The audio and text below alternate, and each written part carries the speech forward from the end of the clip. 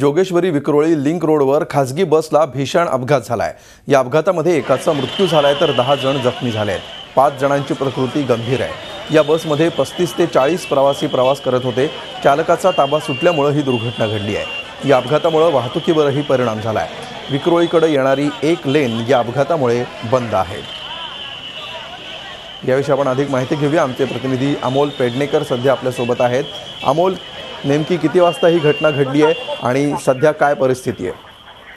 अमोल, मालाडवरून मुंब्राच्या दिशेने ही बस जात होती। एका लग्नाचं रिसेप्शन होतं, त्या रिसेप्शनसाठी हे संपूर्ण वराड होतं ते मुंब्राच्या दिशेने जात होतं। ही बस जेव्हा IIT जवळ आली त्यावेळेला JVLR ब्रिजवर चढताना अचानक बस चालकाचा ताबा आहे तो सुटला आणि ही बस एका डिवायडरला जाऊन धडकली आणि ती जागेवरच पलटी झाली आहे। याच्यात ते डिझेलचा जो भाग होता तो संपूर्णपणे डिझेलची टाकी फुटल्यामुळे संपूर्ण जे डिझेल होतं ते रस्त्यावर आलं आणि सुरक्षेच्या कारणास्तव पोलिसांनी हे संपूर्ण लेन आहे ती बंद करून टाकली आहे।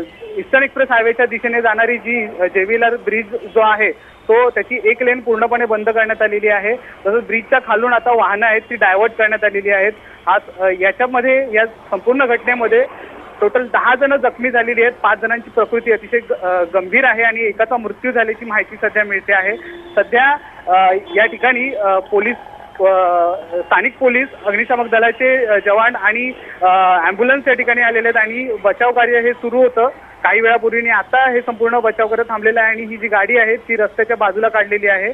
परंतु सध्या ट्रॅफिक आहे ती मोठ्या प्रमाणात या ठिकाणी आहे। अतिशय भीषण असा अपघात होता त्यामुळे सध्या ट्रॅफिक आहे आणि जो जमाव आहे नागरिकांची, बघ्यांची गर्दी आहे ती मोठ्या प्रमाणावर या ठिकाणी झालेली आहे। अमोल, कुल धन्यवाद अमोल या सविस्तर माहितीबद्दल। झी 24 तास रहा एक पाऊल पुढे।